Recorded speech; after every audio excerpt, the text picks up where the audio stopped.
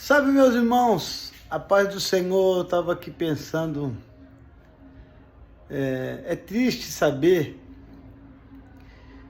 que a palavra de Deus, os ensinamentos de Jesus Cristo vêm se perdendo ao longo da história, sendo substituído por filosofia,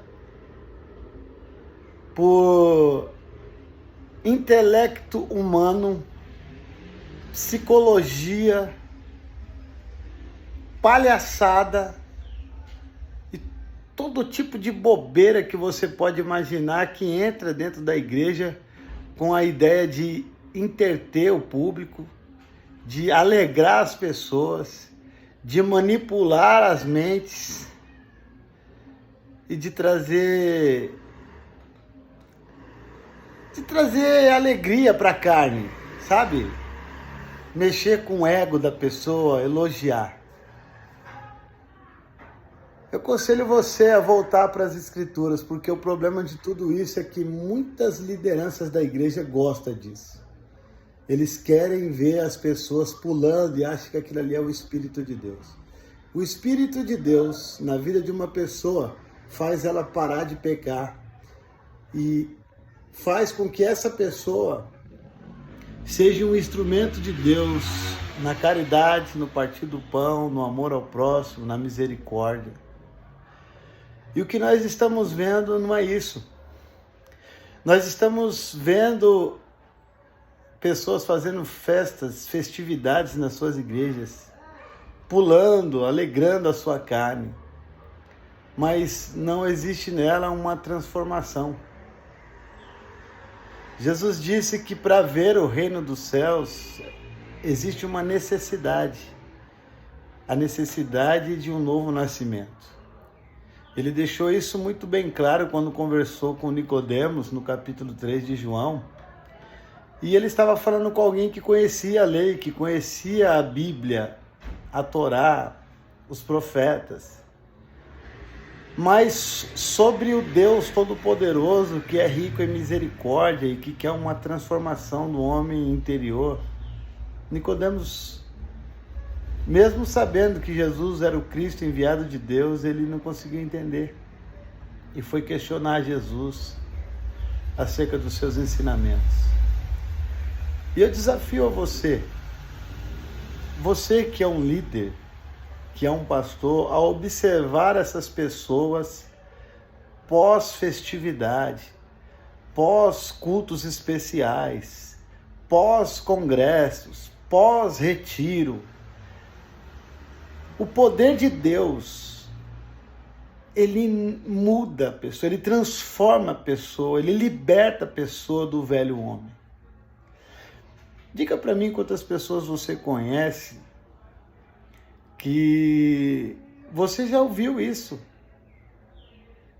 Eu sou crente, mas isso aqui, cara, eu não mudo não. E Deus me conhece, entendeu? Ele me chamou assim mesmo, né? Ele sabe que eu sou assim. Cara, isso daí é uma desculpa de alguém que não aceita ser transformado pelo Espírito e não deixou ser moldado pela palavra de Deus.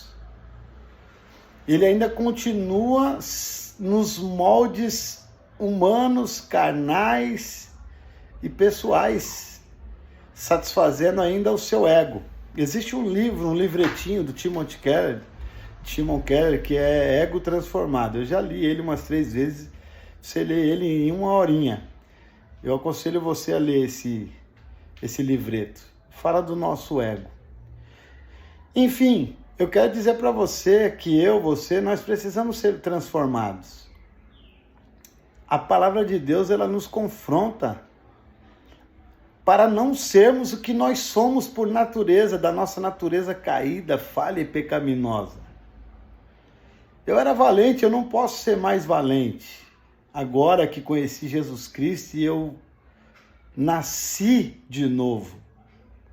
Nascer de novo é você começar a gatinhar novamente, a falar papai novamente, a balbuciar as primeiras palavras novamente E quando você nasce de novo no Espírito, certamente você vai aprender com o Espírito, e o Espírito é santo. Então nós vamos aprender coisas santas, nós vamos aprender daquilo que é de Deus, que provém de Deus, que emana de Deus, da graça de Deus, do poder de Deus, da misericórdia de Deus. Eu quero desafiar você a se autoanalisar, assim como eu tenho me analisado, acerca do Evangelho de Jesus Cristo, dos ensinamentos de Jesus. Leia os Evangelhos, leia o Evangelho de Mateus, o Evangelho de Marcos, de Lucas, de João, o Evangelho de Jesus Cristo que esses homens escreveram, que está registrado. Observe os ensinamentos de Jesus, como ele nos leva no Sermão do Monte, ali no Mateus capítulo 5, até o capítulo 8, ao extremo, para nos mostrar que não é fácil, que você precisa se moldar aos moldes eternos, que eu preciso me esforçar, que eu preciso carregar a minha cruz mesmo, que não é fácil, mas que tudo isso há de nos dar uma recompensa eterna, a recompensa da vida eterna, de estarmos para sempre com o nosso Deus. Não aceite viver uma vida carnal. Não aceite uma área da sua vida não ser alcançada pelo Evangelho de Jesus Cristo. Paulo disse em Romanos 1,16, eu não me envergonho do Evangelho, porque o Evangelho é o poder de Deus. E o poder de Deus que Paulo está falando, ele é poderoso para nos libertar completamente da nossa velha natureza. Uma vez que você imergiu em Cristo, que você está escondido nele, que você está em Cristo, você é uma nova criatura. Não tem como viver uma velha natureza em Cristo Jesus, porque o Espírito de Jesus Cristo, ele nos tirou do império das trevas e nos transportou para o reino do Filho do seu amor. Então faça uma análise sua, pessoal. Você que é um pastor, um líder, o que eu estou fazendo? Eu trago essas pessoas que pregam essa gritaria, essa palhaçada, essa bobagem que as pessoas...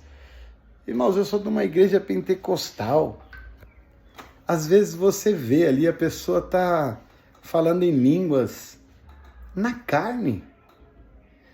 Não está edificando nem a si mesmo, biblicamente. Não há um intérprete, então não é bíblico. Não está falando com Deus em mistérios, não está orando em línguas, e está fazendo aquilo para movimentar as outras pessoas. Quando essa pessoa, então, é um líder, um pregador famoso, aí que a igreja parece que gosta. Nós temos que nos posicionar como homens de Deus, como mulheres de Deus, como servos do Senhor. As coisas de Deus, elas são sérias, elas são santas. Jesus, ele rasgou o véu do templo, do alto a baixo. Para entrar agora no Santo dos Santos, é livre. Nós temos essa liberdade. Mas disse um grande pregador, um amigo meu, Cleberson Alessandro, e eu concordo com ele, a entrada agora é livre, o acesso é livre, mas as responsabilidades são maiores. Porque agora temos o sangue de Jesus que foi derramado para nos dar o livre acesso. E o que nós faremos com esse livre acesso? Vamos banalizar isso? Quantas pessoas você conhece que entram na igreja mascando chiclete? Sabe, isso é um detalhe bobo, mas tem tantas coisas que a gente faz assim que eu vejo, eu mesmo falo, acho que Deus não se agrada disso que eu fiz, disso que eu falei, de como eu cumprimentei o irmão, como eu entrei na igreja. Eu não quero ser um religioso, mas eu também não quero ser alguém que profana o templo do Senhor, a obra de Deus. Então o desafio é você. Sabe por quê? Porque nós estamos vendo aí os sinais de que Jesus vai voltar, de que ele está às portas. E imagine Jesus olhando para nós e falando o que ele disse em Mateus 7:21. Eu não conheço você. Eu não conheço você como um salvo. Eu conheço você como alguém que fingia, que pulava no domingo e no domingo mesmo, na madrugada da segunda, já estava fazendo tudo aquilo que me desagrada.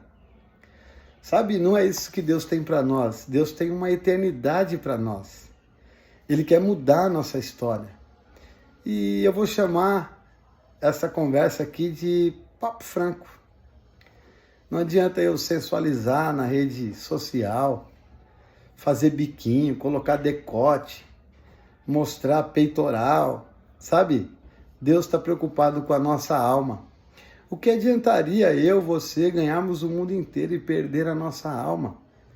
Se nós cremos de fato que nós estamos nos últimos dias e que Jesus está voltando, nada mais justo do que estarmos preparados, de nos preparar, de pedir a graça e a misericórdia de Deus todos os dias. Senhor, me ajude.